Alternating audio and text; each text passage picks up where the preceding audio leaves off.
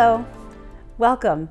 My name is Christy Boliciano. I am from EasterSeals of Greater Waterbury, and I am here today with Lorraine Shea, CEO and President of EasterSeals. Before we talk about EasterSeals today, I'd like to thank Sky 13 for allowing EasterSeals to come and talk about all our great programs and services, and to Thomaston Savings Bank for allowing us the funding to do these videos. So with that being said, I'd like to talk more with Lorraine. Lorraine is our President and CEO. Welcome, Lorraine. Thank you, Christy. Why don't you tell us a little bit about yourself? Okay. I came to EasterSeals in 2015. I replaced a gentleman, Fran de Blasio, who had shepherded this organization over the last 30 years. So I had big shoes to fill. Prior to being with EasterSeals, my roles were mostly in the area of nonprofit healthcare. I came to Waterbury in 2005 in a role for the both Waterbury Hospital and St. Mary's Hospital. I was the executive director of the Heart Center of Greater Waterbury, which is a really exciting role that helped the two hospitals get their advanced cardiac programs up and running.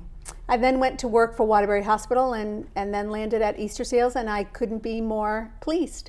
So you are very familiar with Waterbury and the community, which is great. Yes, and it has become kind of a second home. I do live in the Valley, and getting to know the community members in Waterbury, the needs that they all have, has been really profound in shaping the work that I do.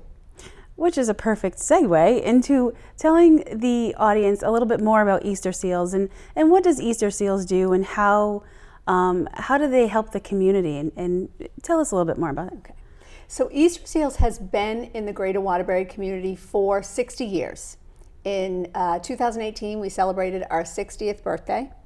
And as an organization, it has been nationwide, multiple affiliates of EasterSeals for 100 years. So we're relatively young compared to the entire organization, which is centered across the entire country. But EasterSeals, its truest definition is that it is a disability services organization. So what exactly does that mean? That can be really confusing to people. Right. Does it mean that only people with disabilities can come to EasterSeals? You know, tell us a little bit more about that too. So, you know, it started years ago in Waterbury as working mostly with children who had disabilities, physical disabilities, and it has evolved over the years into providing a whole array of services. And I know that some of our talks here with Sky 13, we're going to be reviewing very specific services, so we're really grateful for that. But what I'll do today is kind of give a broad overview. Okay. So our mission at EasterSeals is really to be a resource for families and individuals who have disabilities, and also to help people reach their individual goals, regardless of what that might be. For a lot of people in the community, they may think that if an individual has a disability, whether it's a disability that you can see or maybe a disability that you can't see, that is going to prohibit them from participating in life's events, in all of the things that make your life and my life and everybody's life a full life. But EasterSeals' role is really to help individuals to not see the barriers, to help them to be as independent and as limitless as possible. Thank you. So while we're talking a little bit, EasterSeals has branded a new tagline, which it was exactly, I think, what you're talking about now. So the new tagline is all abilities, limitless possibilities. What I believe is what you're saying is that EasterSeals is all inclusive and, you know, not discriminatory, and can you define that a little bit, what that means for people in Waterbury? Sure. So all abilities. Okay, so let's just think about that. Right. So as I said, sometimes individuals may have something that you can actually see that might prohibit them from, that may potentially prohibit them from participating in life's activities. For example, you might see someone in a wheelchair. Right. Okay. Other individuals may have a life condition that might not be visible, like, for example, somebody who suffers from post-traumatic stress disorder. Okay. When we talk about all abilities, we're talking about all individuals, regardless of what might be perceived as a barrier to them, and that our work is geared towards helping them to be successful in whatever it is they want to do, regardless of that. So give us some examples of how people at EasterSeals have become successful through your organization. Okay, great. So we do have a program in Watertown. It's our Employment and Community Services program. And that program focuses mainly on adults with developmental and intellectual disabilities. So the program there works to help them to be successful either in their involvement in community activities, for example, going out to a restaurant or going to the store or cashing a check at the bank. Those types of activities where they may need some coaching, some assistance, some instruction, but the goal there is to make them as independent as possible. In addition to that, we work with individuals on helping them to become employed. And employed at the level that they can be employed at, whether that is with support and coaching or whether that is employment at an independent level. Right.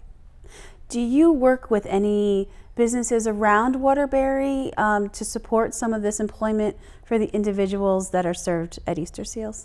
We actually do. We have a lot. We have a few individuals who go to a company in Waterbury called D&M Packaging, and their job is to work with the staff at D&M Packaging to package the goods that they then sell to other venues. Yeah. So whether that is candy or olive oil or other products that are bought and sold, they do all the packaging and they get those shipped out for the company.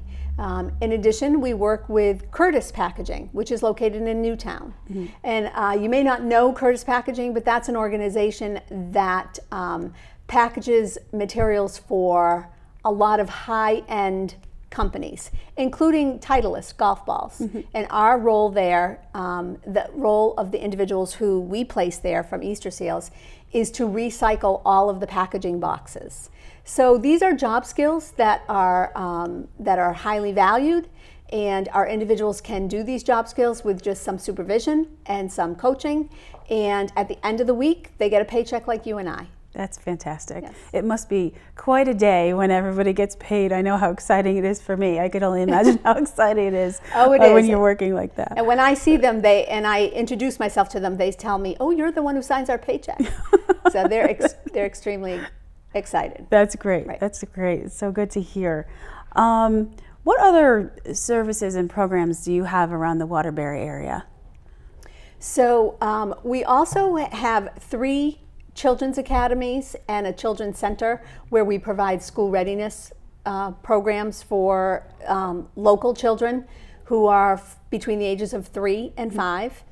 And for a lot of people, they don't understand why a children's academy fits into the EasterSeals mission. Because we talk about being a disability services organization.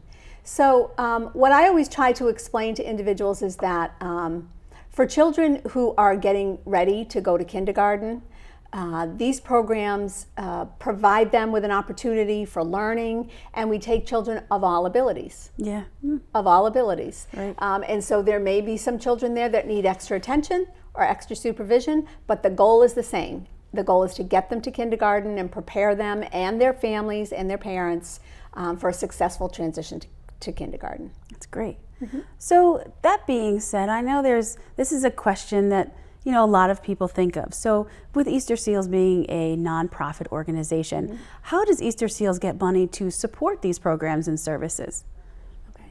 So for some of the individuals in the audience who may be my age or a little bit older, you may recall that in years past, there was a lot of fundraising around an actual seal that you would put on an envelope. Right. And children or people in your neighborhood may have come around to sell the Easter seals, and that was a fundraising campaign. And those dollars would go into the local chapters of EasterSeals to help support the programs and services.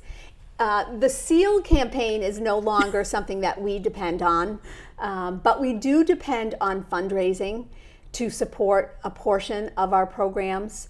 Because as a nonprofit, as you mentioned, most nonprofits do have to do their own fundraising. So we actually have a development department within our organization that you will from time to time hear are providing or running various fundraising events throughout the community. Our biggest one is our golf tournament. We have a golf tournament every fall where local individuals participate and businesses support that, and that brings in a significant amount of dollars to our organization. We also have a chocolate and food lovers festival that brings in, another significant chunk of dollars that help us.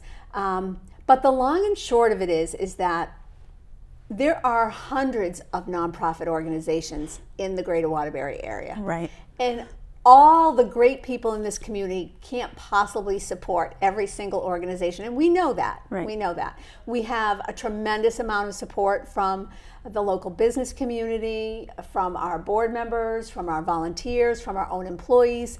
But the bottom line is that programs and services do cost much more than we can bring in on a fundraising dime. Yeah. So we do depend a lot on funding from various organizations. We look for different grants. We get funding from the state of Connecticut for programs like our employment and community services, for our school readiness programs.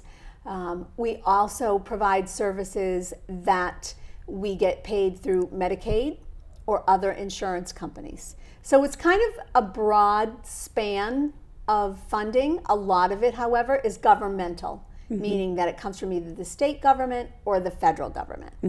And so, as far as EasterSeals is concerned, in addition to the fundraising aspect, we also have to spend quite a bit of our time advocating for the payments that we get.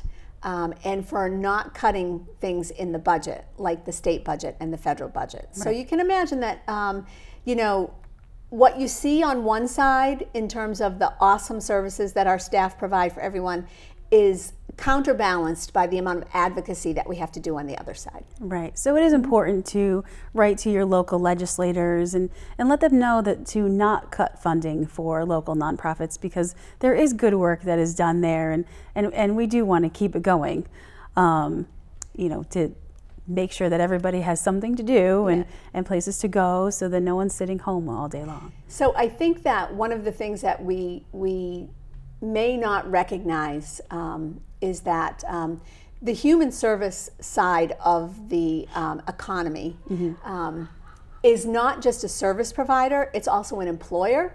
So we employ over 250 individuals in this community. We also and so supporting the services that we provide is super important. Because if we weren't providing them, then the burden of the provision of services would fall to the municipalities, which I think would be, really not where these services belong. Right. Yeah, I would agree with that. Yeah. So changing subjects a little bit, maybe on a little bit of a lighter note. Okay. I do know that EasterSeals is celebrating their 100th anniversary, and we've talked about that just a little bit. I know that EasterSeals has been, doing a lot of promotion around this 100th anniversary. So can we talk a little bit about some things that have happened earlier this year and how we're going to move forward in celebrating that 100th anniversry this year? Sure. 100 years for any nonprofit organization is a long time. It's pretty incredible. 1919, which you think about the last century, it started. And it was actually an organization that started in Ohio and then spread out amongst, right now, I believe that there are 72 affiliates in all 50 states for EasterSeals. And so some of the things that have been happening this year so far is on January 2nd, I believe, on the Rose Bowl Parade. EasterSeals had a 100th anniversary float in that parade. It made quite a splash. Unfortunately, the float in front of it caught on fire, so people might not have seen it on TV, but it really was there, and it was beautiful, and it had a 100th birthday cake on it. In addition to that, just last month, I was down in Washington, D.C. We were advocating on Capitol Hill and meeting with federal legislators, and recently on the floor of the Senate, they endorsed a Senate congressional resolution to recognize EasterSeals' 100th birthday, which is pretty exciting. Every one of the senators, all 100 senators, signed on to that. And that, just shows the national recognition that this organization does have. That's great. That's great. It's nice to know that our senators and all of the government people are recognizing the good work that EasterSeals does throughout the country. Yes. So let's talk a little bit more about some of the other programs and services that EasterSeals has. I do know that there's some patient services that people can come in and they can be seen. So let's talk a little bit about the Center for Better Hearing and where are they located and what is the Center for Better Hearing? Okay. So EasterSeals has 3 locations of our Center for Better Hearing. That is run by a fabulous director, Dr. Annette Burton, who has been with EasterSeals for over 20 years. So we're really proud to have her on our staff. Her patients talk very highly of her. She is an audiologist. So let's get back to the location. So we have one in Waterbury at 22 Tompkins Street. That's our main location. We have one in Southbury on Main Street South. It's our brand new location. And we have one in Meriden, which is at 158 State Street. So our Center for Better Hearing sees patients of all ages, from just an infant all the way up until over 100, and takes care of all hearing needs. I think one of the things that people may not recognize is how not having all of your hearing can impact your life. As I mentioned earlier, when people get to a certain age, like my age or above, sometimes your hearing can really be impactful. If you start to lose your hearing, it can often make you withdraw.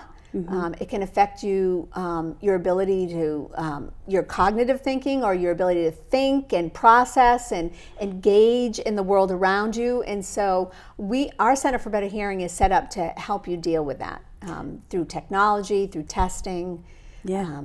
It can be a complete lifestyle change, losing your hearing. If you are someone who is very social, you may not want to go out to dinner anymore, and you're right. You withdraw. I know if I have an ear infection and I can't hear for like 2 days, I go nuts. So I can't imagine having, an actual disability where I'm not able to hear. So again, a lot of times people don't think of hearing loss as technically a disability. It's one of those life conditions that you can't see. Right. But our Center for Better Hearing is one of our busiest areas. We have patients who come to us from all over the state. We are one of the only nonprofit audiology providers that takes Medicaid patients. And we welcome all patients, all payers. It's funny because people don't think of EasterSeals as a hearing center. Right. And it's something that we are trying to get the word out about. We have a brand new site in Southbury. It's in a retail space, so it's right next to the new movie theaters in Southbury. And people walk by all the time and they're like, what is that in there? Oh, it's EasterSeals, and we're real excited because we're getting very busy down there, and people are walking in and seeing the services and meeting our audiologists that are talented and smart and just want to make sure that they can help you with your hearing needs. That's great. That's great. And it sounds like it's a very convenient location with I've seen the space. It's a very bright space. It's very open. There's a sign that you cannot miss right in the front. So yeah, we do encourage anybody who, musicians, anybody who has a hearing loss or think they might have a hearing loss to go get that checked. It's very important. That's And I do know that there is a program that you have at EasterSeals called the Driver Assessment Program, and I believe that there are not too many in the state. So our driver's assessment program is designed for an individual who may have had some kind of a disabling condition or maybe a visual disturbance or visual change that needs to be evaluated before they get back into their car and back onto the road. And this program is very specific to the needs of individuals who may have had something happen with their ability to get around themselves, or maybe their thinking processes, and physicians send a referral because they want to make sure that that person would be safe again before they got back into a car. I believe that one of our sessions through this grant process and through these shows with Sky 13 is going to focus on the driver's assessment program. Our program is located in Meriden, and it is run by an occupational therapist who is trained to do this kind of work.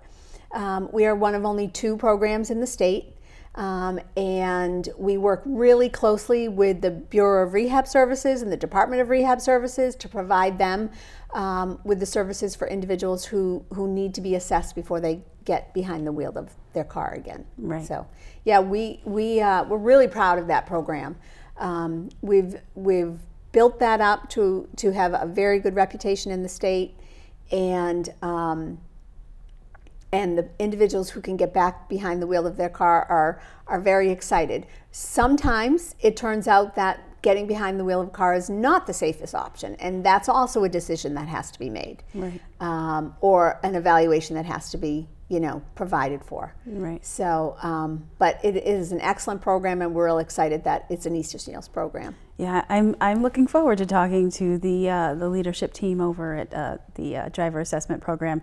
We're going to talk about some of their vehicles and how the actual program works. So tune in; it's coming. And so EasterSeals, while it's definitely a community organization, I wanted to touch a little bit more about other things that you do outside of the programs and services at EasterSeals. So recently, well, not really recently, for a while now, EasterSeals has had a scholarship program. And I know that the program is for individuals with disabilities who are going to a accredited university or college. So can you tell us a little bit about who is eligible for that scholarship, what that scholarship is, where did it come from, how did it originate? Okay, so this is an interesting story. We love those. So this program was put in place through a trust where the dollars were started and seeded through this trust, and it was put aside for individuals who were expanding their education. And I've done some research on this trust. It was put together back about 45 years ago when actually EasterSeals, which was known at that time by another name, merged with another organization. And so this trust was formed at that time. So what we have done over the years is we have used those dollars to provide scholarships for local students who are pursuing a higher education degree and who have a documented disability. And so, and right now we're in the process of soliciting applications. Usually that is done through our website and through social media, where we put out the qualifications of the individual, which is basically you have to live in the surrounding area. There's a certain number of towns that you have to be a resident of, because that's how it was set up. There's an application process which involves an essay, and we want the students to tell us, why these dollars will help them to pursue their education. And we have had an incredible amount of students and an incredible group of students who have applied for these scholarships, who we have had the opportunity to meet and who have gone on to pursue their education in subjects like nutrition, social work, Help me out, because you've read those applications as well. Yes, it's a plethora of topics. It could be from communications, marketing to there was a few social work teachers. Right. One was in pre-law, Pre-law, I believe. yeah. Yes. Yeah. And it really has been inspiring because when you talk about all abilities, limitless possibilities, these students have been just shining examples of that. Yeah. We recently had an individual with a hearing impairment, a few with the hearing impairments who have come through. We've had Down syndrome individuals. And so individuals with Down syndrome, and we have had a whole host of students. It's always a pleasure to be able to talk with them and meet them and have them meet each other. And then we normally go through the process of going through the applications, and then those applications get shared with our board of directors, who are the final approval. So That's great. yeah. So I imagine with all of the good work that is done at EasterSeals, there has got to be good people who do this good work. So I'd like to touch a little bit about the employees that work at EasterSeals that make all of this stuff happen, because I'm assuming without them, we couldn't do everything that gets done on a daily basis. So why don't we talk about that a little? Okay, so it's not very common for you to be able to go into work every day and just really be happy that you're at a place, but that's how I feel every day. That's good. And typically, it's not just because of the good work that's being done and the impact that we're having with the individuals that we serve, but we really do have a great team of individuals who have a multitude of skills. And I try to take the opportunity to visit our locations. We have a lot of locations. We have 9 locations. Wow. From Danbury all the way down to Norwich. And we have individuals who work at all those locations with a whole different set of skills at each location. And that's not easy to do, to get people in, to do this kind of work. But these folks are hardworking, they're dedicated, they're committed to the mission, and if nothing else in this set, I do want to let them know how much we appreciate them. And we're going to be celebrating them in June, so stay tuned. So stay tuned for that. That will be exciting. Well, that's great. Yeah. Lorraine, you gave us so much information today, and I'm sure that people are going to want to come to EasterSeals and see what it's all about. And if you ever have any questions about what EasterSeals does and what EasterSeals is, you can always go to our website. It's EasterSeals.com/Waterbury-CT, and you can call us. Our phone number is on there. And please, learn and enjoy what EasterSeals does. And if you can help out, we are open to having all of our community come in and visit and take a tour around our facility.